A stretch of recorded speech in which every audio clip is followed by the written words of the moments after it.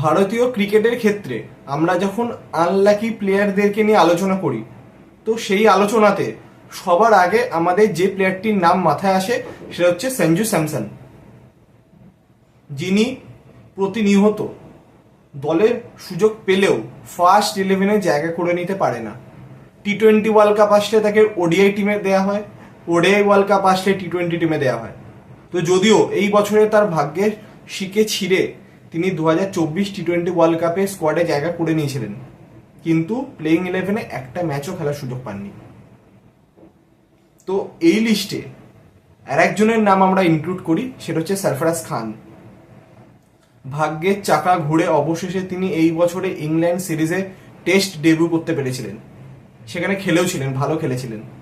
কিন্তু তারপরও রিসেন্টলি যে সিরিজ হলো বাংলাদেশ সিরিজ, সেইখানে তিনি দলের থেকেও ফার্স্ট 11-এ জায়গা পাননি। তো এই আনলাকি প্লেয়ারদের মধ্যে আমরা এই দুজন প্লেয়ারকে নিয়ে খুব আলোচনা করি, কিন্তু আরও একজন প্লেয়ার রয়েছে যাকে নিয়ে আমরা সামাজিক মাধ্যমে বা কোথাও আলোচনা করি না, কিন্তু তিনিও কিন্তু একটা স্পট ডিজার্ভ করেন ভারতীয় দলে। সেটা হচ্ছে বাংলার প্লেয়ার অভিমন্যু ঈশ্বরন। তার স্ট্যাটটা দেখুন আপনারা নিজেই। এবার বলুন যে এই প্লেয়ারটা কি ডিজার্ভ করে না ভারতীয় দলে একটি স্পট? তার আমরা যদি কেরিয়ারটা দেখি, ফার্স্ট ক্লাস কেরিয়ারে 167 ইনিংসে 7,404 রান, অ্যাভারেজ 49.03, 30টা হাফ সেঞ্চুরি, 25টা 100, হাইয়েস্ট স্কোর হচ্ছে 233।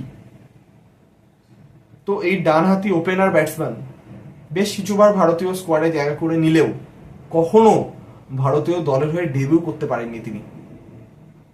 এবার যখন অনেকে হয়তো ভাবছেন যে অস্ট্রেলিয়া যে বিজেটি বর্ডার গাভাস্কার ট্রফিতে অ্যাজ আ ব্যাকআপ ওপেনার হয়তো ঋতুরাজ গায়কোয়াড়কে নিয়ে যাওয়া হতে পারে, এমনটা গুঞ্জন সামাজিক মাধ্যমে ছড়িয়ে পড়ছে। এবার অনেকে অভিমন্যু ঈশ্বরনকে নিয়ে প্রশ্ন তুলছেন যে ঋতুরাজ যদি ডিজার্ভ করে তাহলে কি অভিমন্যু ডিজার্ভ করে না একটা প্লেস? তো এই হচ্ছে তার স্ট্যাটিস্টিক্স ফার্স্ট ক্লাস কেরিয়ারে। 29 বছর বয়সী এই ওপেনার ব্যাটসম্যান, বাংলার ওপেনার।